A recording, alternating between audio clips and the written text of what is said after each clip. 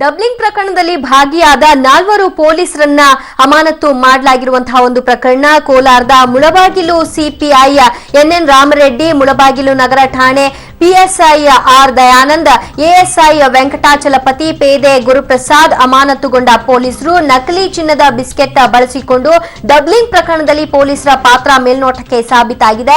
ಹೀಗಾಗಿ Kolar SP doctor Divya ಮಂಗಳವಾರ ತಡರಾತ್ರಿ ಈ ಆದೇಶವನ್ನ ಹೊರಡಿಸಿದ್ದಾರೆ.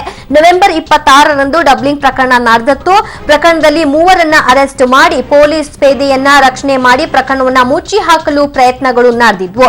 ಹಾಗಾಗಿ ಪ್ರಕರಣವನ್ನ ಕೋಲಾರ ಡಿಸಿಬಿ ಸಿಪಿಐ ವೆಂಕಟಾಚಲಪತಿ ತಂಡ ತನಿಖೆ ನಡೆಸಿ 6 ಮಂದಿಯನ್ನ ಅರೆಸ್ಟ್ ಮಾಡಿ ತನಿಖಾ ವರದಿಯನ್ನ ಸಲ್ಲಿಸಿದ್ರು.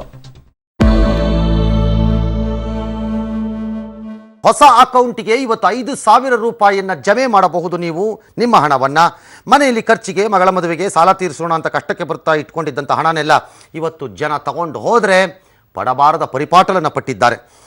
ಬ್ಯಾಂಕ್ ಅಧಿಕಾರಿಗಳು 5,000 ರೂಪಾಯಿ ಮೇಲೆ 1 ರೂಪಾಯಿ ಇದ್ರೂ ಕೆಲವು ಕಡೆ ತಗೊಂಡೇ ಇಲ್ಲ, ಕೆಲವು ಕಡೆ ಪ್ರಶ್ನೆ ಕೇಳಿ ಹೈರಾಣ ಮಾಡಿದ್ದಾರೆ.